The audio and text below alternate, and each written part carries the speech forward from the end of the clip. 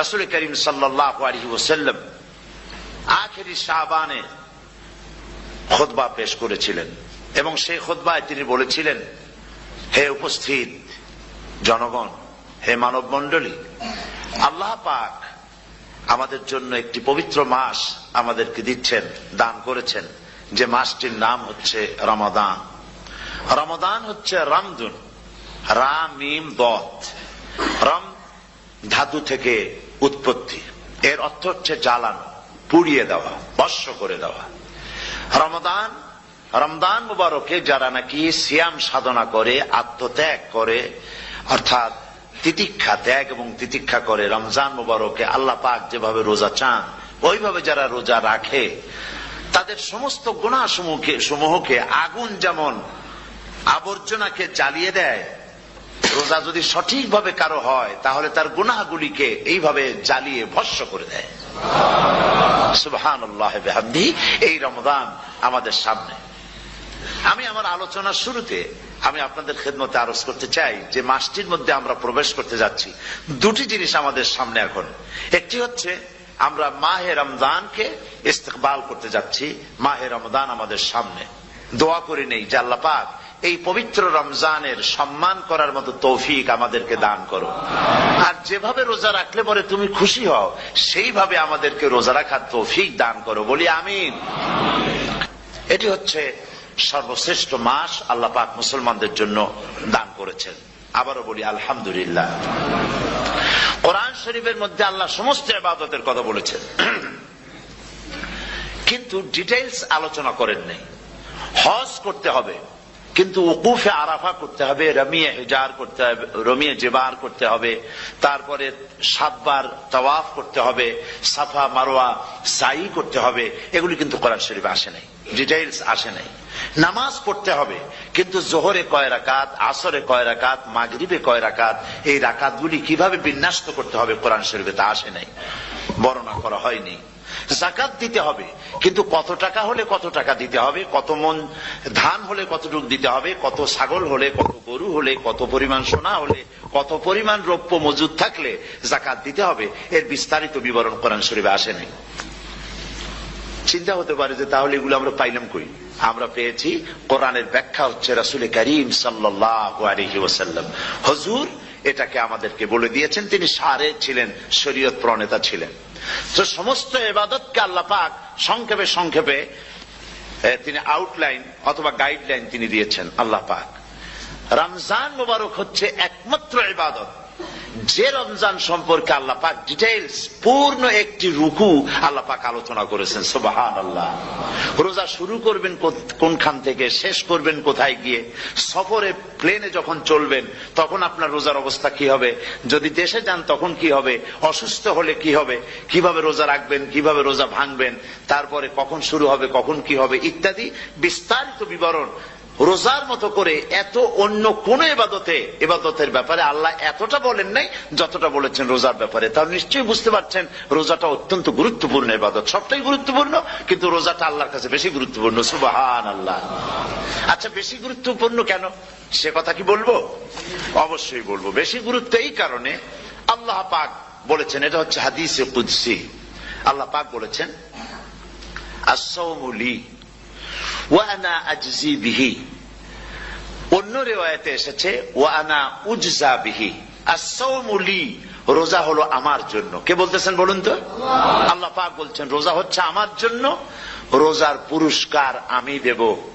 অন্য বর্ণনায় এসেছে রোজা আমার জন্য আর রোজাদারের পুরস্কার আমি আল্লাহ নিজেই পুরস্কার। সুবহানাল্লাহ, সুবহানাল্লাহ। তাহলে প্রশ্ন আসে, আল্লাহ পাক বলছেন রোজা আমার জন্য, আস-সাওমু লি। আল্লাহ তো একথা কোথাও বলেননি আজ-যাকাতুলি, আস-সালাতুলি, আল-হাজ্জুলি। রোজা আমার কি বলে, যাকাত আমার জন্য, হজ আমার জন্য, নামাজ আমার জন্য, একথা কিন্তু আল্লাহ বলেন নাই। অবশ্যই আমরা যাকাত হোক, নামাজ হোক, হজ হোক কার জন্য করি? আল্লাহর জন্য করি। রমজানের ব্যাপারে আল্লাহ খাস করেছেন যে আস-সাওমু লি, রোজা আমার জন্য। এই কথাটার অর্থ কি, তাৎপর্য কি, ব্যাখ্যা কি, সিগনিফিকেন্স কি? এর সিগনিফিকেন্স হচ্ছে এই যে প্রত্যেকটা ইবাদতের দুটি ধরন আছে। কয়টা ধরন বলুন তো? দুটি ধরন। একটি ধরন হচ্ছে বাহ্যিক আর একটা হচ্ছে আভ্যন্তরীণ। প্রত্যেকটা ইবাদতের দুটি দিক আছে, একটা মানুষকে দেখানো আর একটা ভেতরের। যেমন নামাজ, একটি লোক নামাজ পড়ে না, কিন্তু এমন একটা সমাবেশের মধ্যে পড়ে গেছে, সবাই নামাজ পড়ে। এখন আমি যদি নামাজ না পড়ি তাহলে লোকে বলবে কি? তখন উজু আছে কি না আছে দাঁড়ায় গেল আল্লাহু আকবার। তাহলে দেখা গেল নামাজ আল্লাহর জন্য পড়ে, আবার মানুষের জন্য দেখাবার জন্য করে। যাকাত এটা দেয় মানুষে, তার নিয়তটাকে আল্লাহ পাক ভালো জানেন। কিন্তু কিছু লোক তেমন আছে, যাকাতের নামে লুঙ্গি, আমাদের দেশে আছে, এখানে কি করে আমি জানি না, লুঙ্গি শাড়ি কিনে তারপরে বাড়িতে সব জমা করে এরপরে গরিবদের দাওয়াত দেয় এবং সকলকে দেখায় এভাবে লুঙ্গি দিল, শাড়ি দিল, লোকেরা দেখলো যে যাকাত দিল, খুব যাকাত দিয়েছে। কোরবানির ব্যাপারে এভাবে বিরাট একটা গরু কিনলো, কিনে মানুষকে দেখাইলো। চট্টগ্রামে আছে সবচেয়ে বড় দামের গরু একটা কিনে গরুর গলায় মালা একটা পরাইয়া তারপরে শহর ঘুরায়। এখন অবশ্য এটা কমে গেছে আগের থেকে অনেক। মানুষ দেখুক যে ও মুখে এই গরুটা কোরবানি করেছে। এটা কি কোরবানির জন্য হলো না মানুষকে দেখাবার জন্য হলো? হজ, টাকা আছে, লোকেরা বলবো কি যে এত টাকার মালিক তাও হজে যায় না, সুতরাং যাই একটু হজ করে আসি। তাহলে হজ করা গেল, আবার মানুষকে দেখাবার জন্য করলো। দুটি জিনিস আছে। কিন্তু একমাত্র রোজা যদি কেউ রাখে মানুষকে দেখাবার জন্য, সকাল থেকে শুরু করে সন্ধ্যা পর্যন্ত না খাইয়া কোনো পাগলও থাকবে না। বলেন আপনারা ঠিক কিনা? সে তো মানুষকে দেখাবার জন্য দাঁত পরিষ্কার করে নিল আর দুপুরে ভাত খাই নিল, বউতেও টের পাইল না। পারবে কিনা? পারবে। টয়লেটে গিয়ে খাই নিল ভালো করে, কোন একটা আড়াল জায়গা নিয়ে খেয়ে গেল, বাচ্চাও দেখলো না, বউতেও দেখলো না, খেয়ে নিল। তাহলে সে তো রোজা রাখলো না। আল্লাহ পাক বলছেন আসসামুলি, রোজা হচ্ছে আমার জন্য। যে রোজা রাখে আমার জন্যই রাখে, মানুষকে দেখাবার জন্য সারাদিন না খাইয়ে থাকার কোন প্রশ্নই ওঠে না। সুবহানাল্লাহ। সুতরাং রোজা যে রাখলো সে আমার জন্যই রাখলো। ওয়া আনা আজজি বিহি, রোজার পুরস্কার আমি আমার হাত দিয়ে দেব। সুবহানাল্লাহ, আমার হাত দিয়ে দেব। ম্যানেজার যদি বলে এই কাজগুলি করলে পরে বেতন, নির্ধারিত বেতন পাবা, আর এইটা যদি করো তাহলে বেতনটা আমি দেবো আমার হাত দিয়া, তাহলে এমপ্লয় যারা তারা বুঝতেই পারবে যে মালিক যখন নিজেই দেবে তাহলে ম্যানেজারের মতো দেবে না, মালিক মালিকের মতোই বড় করে দেবে। তো আল্লাহ পাক ফেরেশতাদের কাছে এটা রাখেন নাই, সব নাকি তোমরা লেখো গিয়া, আর রোজার সওয়াব আমার হাত দিয়ে আমি দেব। সুবহানাল্লাহ। এরপরে আল্লাহ পাক বলছেন, অন্য রিওয়ায়েতে এসেছে রোজা আমার জন্য, আর রোজাদারের পুরস্কার আর কিচ্ছু না, রোজাদারের পুরস্কার আমি আল্লাহ নিজেই পুরস্কার হয়ে যাব। সুবহানাল্লাহ। হাদিস শরীফে এসেছে রোজা রাখলে পরে ক্ষুধার কারণে, খালি পেটে থাকার কারণে টক্সিন জাতীয় এক প্রকারের গ্যাস তৈরি হয় পেটের ভেতরে, স্টমাকের মধ্যে, ফলে মুখে এক রকমের দুর্গন্ধের সৃষ্টি হয়। নবীজি বলেছেন রোজাদারের মুখের থেকে যে গন্ধ বের হয় আল্লাহ পাকের কাছে রোজাদারের মুখের গন্ধ মেশক আম্বারের চাইতে বেশি পবিত্র। আপনার মুখের গন্ধটাও আল্লাহর কাছে পবিত্র। রোজাদারের জন্য, রোজাদারদের জন্য জান্নাতের একটি দরওয়াজা খাস করে রাখা হয়েছে, যার নাম রায়্যান। এই দরওয়াজা রোজাদারদের জন্য, কেবলমাত্র রোজাদারেরা সেখান থেকে প্রবেশ করবে, আর কেউ প্রবেশ করতে পারবে না। এই রোজাদারদের সম্পর্কে আল্লাহ পাক বলেছেন, হাদিস শরীফে এসেছে, বুখারী শরীফের হাদিস, রাসূল করিম সাল্লাল্লাহু আলাইহি ওয়াসাল্লাম বলেছেন, লিসাইমে ফারহাতান, ফারহাতুন ইনদা ফিতরিহি ওয়া ফারহাতুন ইনদা লিকাই রাব্বিহি। রোজাদারের জন্য দুইটা খুশি। কয়টা খুশি বলুন তো? কে বলছেন? আল্লাহ রাসূল বলছেন রোজাদারের জন্য দুইটা খুশি। লিসাইমে ফারহাতান, দুটি খুশি। ফারহাতুন ইনদা ফিতরিহি, একটা খুশি হচ্ছে ইফতারের সময়। এই ফিতরিহিতে, এই ফিতরিহি দুটি কথা, এই একটি কথার দুটি ব্যাখ্যা হয়। একটা হচ্ছে ইফতারের সময়, ইফতারের কথা বলা হয়েছে, আর ঈদের কথাও এর মধ্যে বলা হয়েছে। ইফতারের সময় হলো একটা খুশি, আর একটা খুশি হচ্ছে ইনদা লিকাই রাব্বিহি, যখন রোজাদারের সঙ্গে আল্লাহ পাক দেখা করবেন তখন হবে আরেকটা খুশি। তার মানে হচ্ছে রোজাদারদের সঙ্গে স্পেশাল আল্লাহ রাব্বুল আলামিন সাক্ষাৎকারের ব্যবস্থা করবেন। সুবহানাল্লাহ। তাহলে দুটি জিনিস হলো, একটা হলো ইফতারের জন্য দুটা, রোজাদারের জন্য দুটা খুশি, একটা হলো ইফতারের সময়, আর একটা হচ্ছে আল্লাহর সঙ্গে যখন দেখা করবে। তো ইফতারের যে খুশিটা, এই খুশি রোজাদার ছাড়া কেউ বুঝবে না। ইফতার সারাদিন রোজা রাখার পর সামনে পেঁয়াজি, বেগুনি, সালাদ, তরমুজ, মিষ্টি, তারপরে আম্বালা সুইট মিটের নানান রকমের মিষ্টি, এরপরে মুড়ি, কত কিছু সব সামনে নিয়ে বসে আছে। দেখছেন অবস্থা? সমস্ত কিছু সামনে বসা, ঘড়ির দিকে তাকানো। আপনি যদি 5 মিনিট আগে খান, ফেরেশতা এসে মুখের উপর থাপ্পড় মারবে, বেটা খাইলি কেন? বলবে কেউ? বলবে না। কোন ফেরেশতা লাঠি নিয়ে দাঁড়ায় আছে? দাঁড়ায় নাই। কিন্তু আপনি খাচ্ছেন না কেন? সুবহানাল্লাহ, সুবহানাল্লাহ বলবেন না? অন্তত 1500 বছর আগে আল্লাহ রাব্বুল আলামিন নির্দেশ করে রেখেছেন, সূর্য সাদা হওয়া থেকে, পূর্ব দিগন্ত সাদা হওয়া থেকে শুরু করে পশ্চিম দিগন্তে যখন কালো হয়ে কালো রেখা দেখা দেবে, যখন মাগরিব হয়ে যাবে, সূর্যাস্ত যাবে, ততক্ষণ পানাহার আর স্ত্রী সম্ভোগ থেকে বিরত থাকো। 1500 বছর আগের আল্লাহ রাব্বুল আলামিনের এই নোটিশ কিভাবে কার্যকরী হচ্ছে উম্মতের মধ্যে, মুসলমানদের ভেতরে। খাবার সামনে আসে, পিপাসা লেগেছে। এখন তো পিপাসা লাগে না, খুব ঠান্ডার সময়, এখন রোজা রাখতে খুব মজা হবে, তাই না? খুব মজার রোজা। কিন্তু এই রোজা যখন জুন মাস আর জুলাই মাসে আসবে, তখন টের পায় মানুষ রোজা কাহাকে বলে।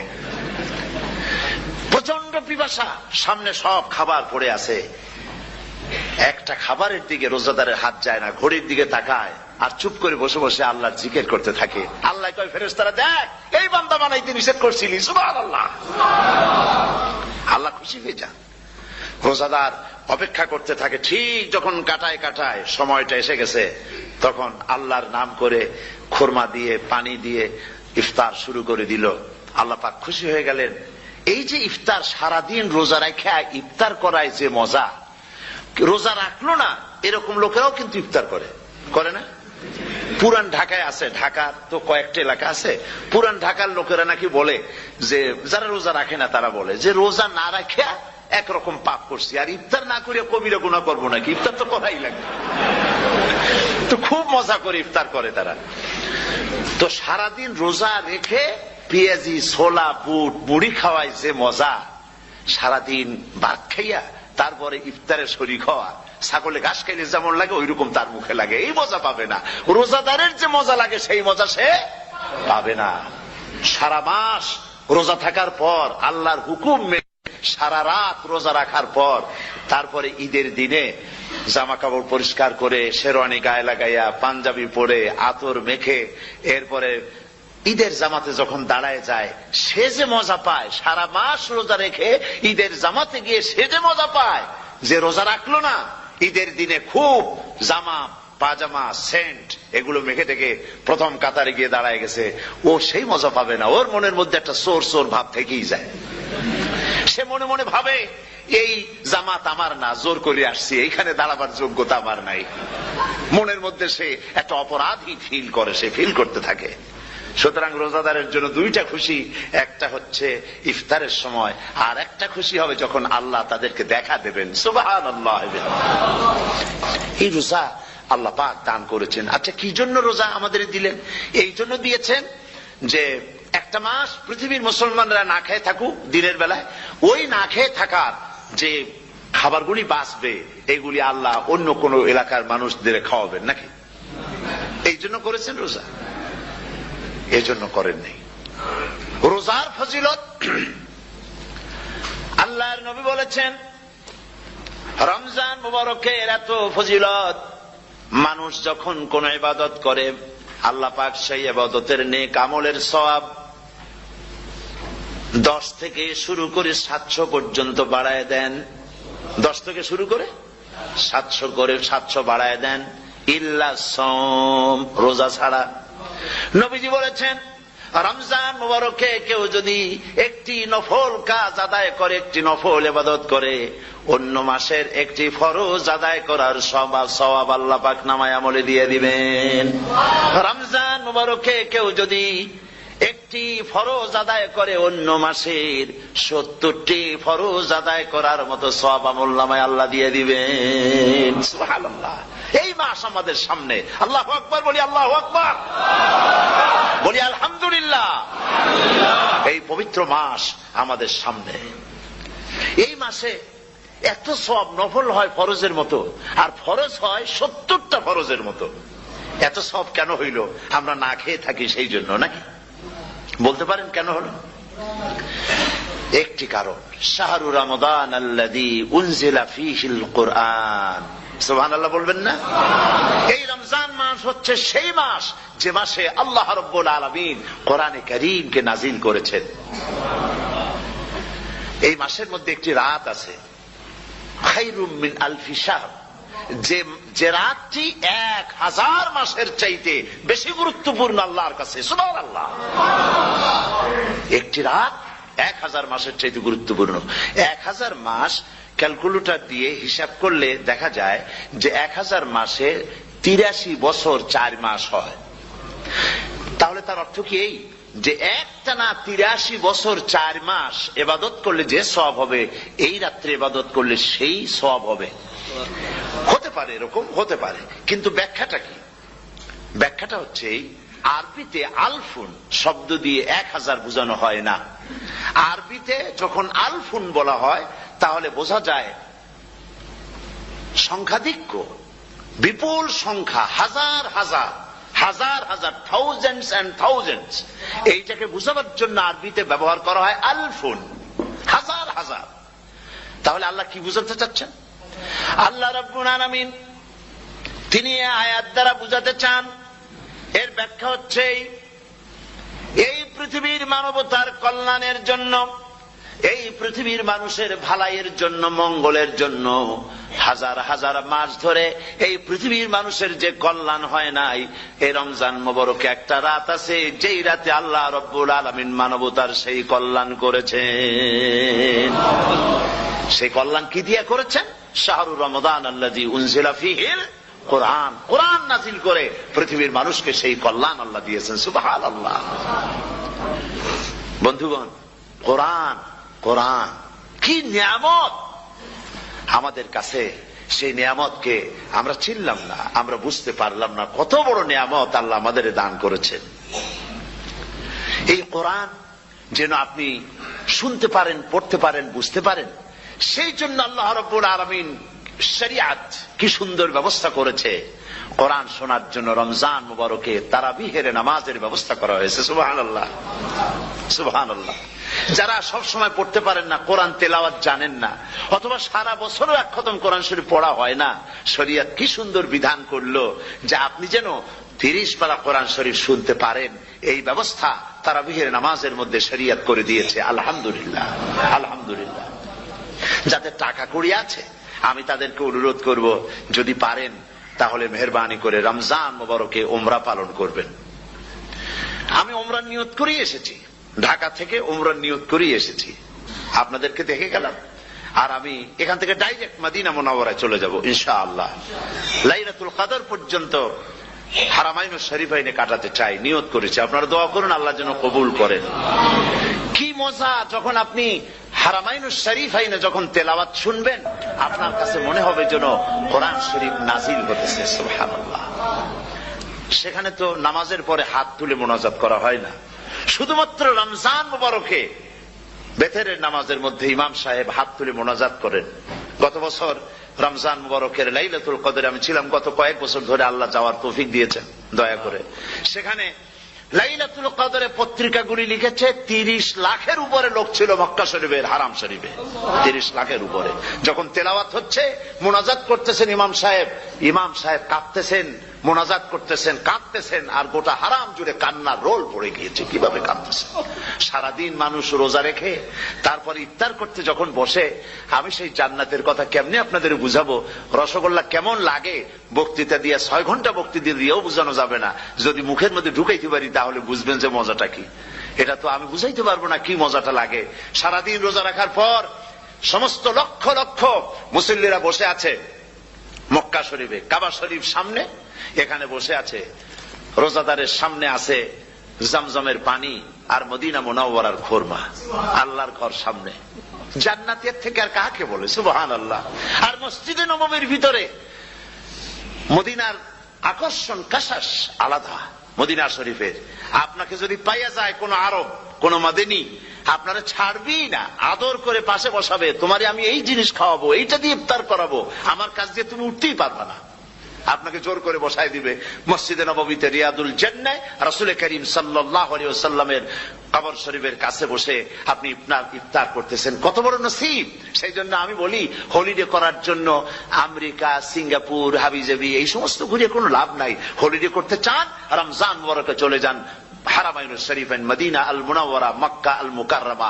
কপাল খুলে যাবে, জিন্দেগীর সমস্ত গুনাহ খাতা আল্লাহ পাক মাফ করে দিবেন। রাসূল করিম সাল্লাল্লাহু আলাইহি ওয়াসাল্লাম বলেছেন রমজান মুবারকে যে উমরা করলো সেজন্য হজ আদায় করলো। সুবহানাল্লাহ।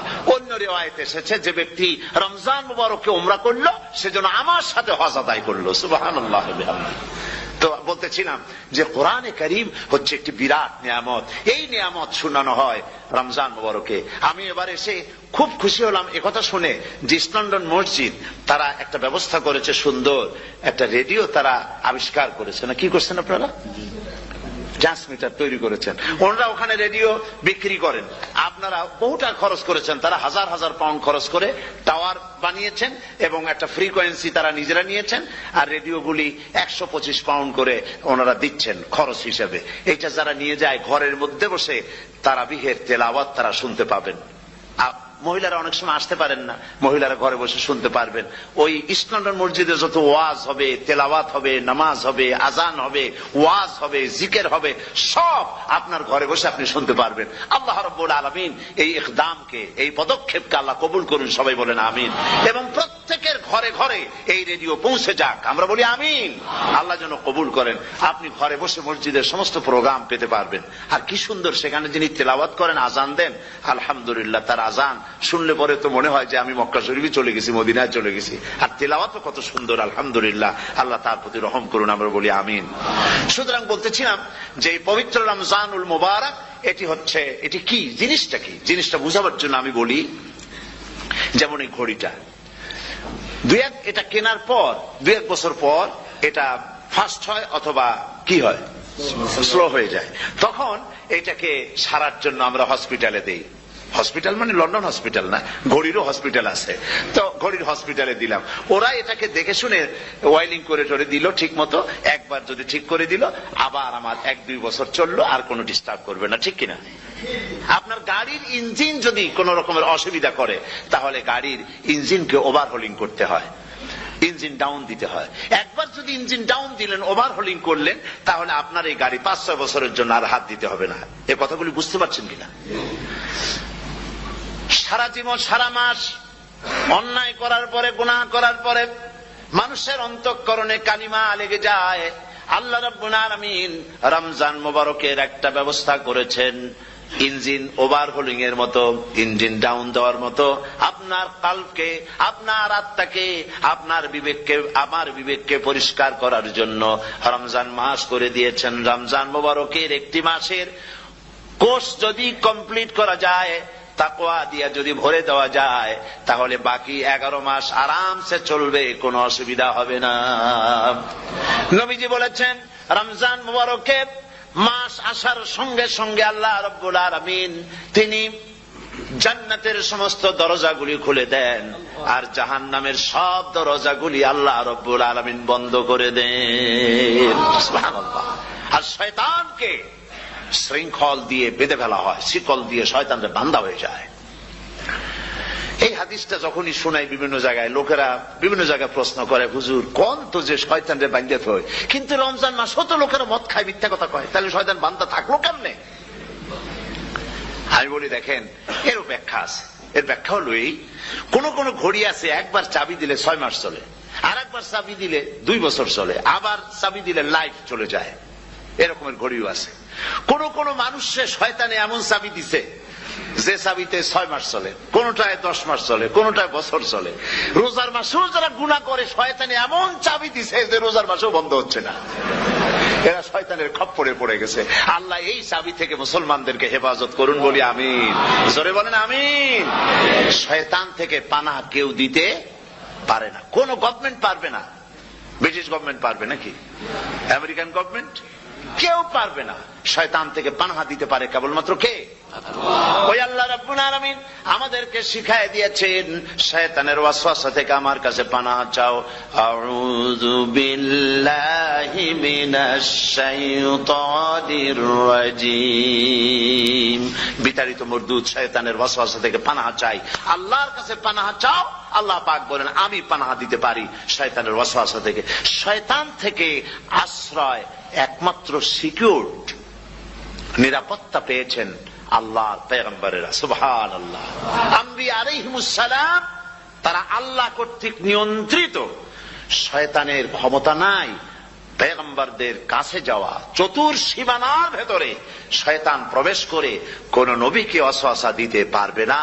বলি সুবহানাল্লাহ।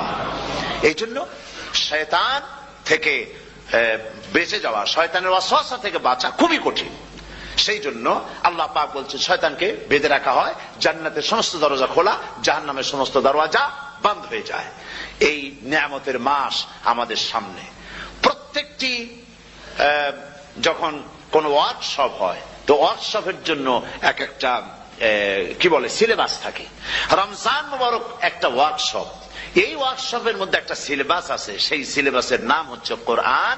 কোরআন কোরআন কোরআন নাজিলের মাসে আমরা কি কোরআন তেলাওয়াত করি? বলেন। রোজা হচ্ছে, হাদিস শরীফের মধ্যে বলা হয়েছে আস-সাওমু জুন্নাহ, রোজা হচ্ছে ঢাল। রোজা কি কন্ত? ঢাল। বোঝেন তো ঢাল কি? প্রোটেক্টর। আপনি জিহাদের ময়দানে, যুদ্ধের ময়দানে নিরাপত্তার জন্য, বাইরের থেকে আক্রমণকে ফিরাবার জন্য কি ব্যবহার করেন? ঢাল ব্যবহার করেন। রোজা হচ্ছে ঢাল। শয়তানের সমস্ত আক্রমণ থেকে বাঁচার জন্য রোজা হচ্ছে ঢাল। রোজার দিনে কেউ যদি আপনার সাথে ঝগড়া করে তাহলে রাসূল বলেছেন তুমি বলো, তুমি ঝগড়ায় প্রবৃত্ত হবে না। তোমার সাথে যদি কেউ ঝগড়া করে তুমি বলবে ইন্নী সাইম, আমি রোজাদার। আমি তোমার মতো ঝগড়া করতে আমিও পারি, আমি তোমার মতো গালাগালি দিতে পারি, কিন্তু আমি দেব না, ঝগড়াও করব না, গালিও দেব না, মারামারিও করব না, কারণ আমি রোজাদার। সুবহানাল্লাহ। রোজা আপনাকে গুনাহ থেকে বাঁচায় দেবে। দেখেন রোজা কিভাবে গুনাহ থেকে বাঁচায়। মিথ্যেবাদী, মিথ্যেবাদী সারাক্ষণ মিথ্যে কথা বলে, কিন্তু রোজার মাস আসছে। এখন মিথ্যাবাদী যারা তাদের ঘনিষ্ঠ লোকদের কাছে শুনেছি যে তারা বলে যদি কোনো লোক দিনের বেলা আইসা যায় আর এমন কথা যে কথা বলতে গেলে মিথ্যা বলা ছাড়া উপায় নাই তার জন্য, সে তখন বলে ভাই তুমি তো অসময় আসছো, এখন আমি খুব ব্যস্ত, আই এম ভেরি বিজি, তুমি রাত্রে আসো। কথা বুঝতে পেরেছেন তো? রোজা হচ্ছে কি? রোজাটা কি বলে? ঢাল। কোন মেয়ে লোকের দিকে চোখ পড়লো, আহা আমি তো রোজাদার, চোখকে সাথে সাথে নিচে নামায় ফেললো। গানের আওয়াজ আসলো, আমি তো রোজাদার, সে গানটা শুনলো না। কাজী সমস্ত গুনাহ থেকে বাঁচার জন্য রোজা একটা বিরাট হাতিয়ার। সুবহানাল্লাহ। এই মাসে আল্লাহ রাব্বুল আলামিন এই মাসটা, এই রোজাটা কেন দিয়েছেন? লাআল্লাকুম তাত্তাকুন। ইয়া আইয়ুহাল্লাযীনা আমানু কুতিবা আলাইকুমুস সিয়ামু কামা কুতিবা আলাল্লাযীনা মিন ক্বাবলিকুম লাআল্লাকুম তাত্তাকুন। হে বিশ্বাসীরা, তোমরা যারা ঈমান এনেছো শোনো, আমি রোজাকে তোমাদের জন্য ফরজ করেছি যেমন করে ফরজ করেছিলাম তোমাদের পূর্বপুরুষদের উপরে। রোজা শুধু আমাদের উপরে ফরজ হয়েছে তা না, আমাদের আগে যারা যেসব নবীরা আসছিলেন তাদের উপর রোজা কি ছিল? ফরজ ছিল। সুতরাং এই রোজা তোমাদের উপরে ফরজ, এই জন্য লাআল্লাকুম তাত্তাকুন, যাতে করে তোমরা কি হতে পারো? পরেজগার হতে পারো। কি হতে পারো? পরেজগার, মুত্তাকি হতে পারো, আল্লাহকে ভয় করতে পারো।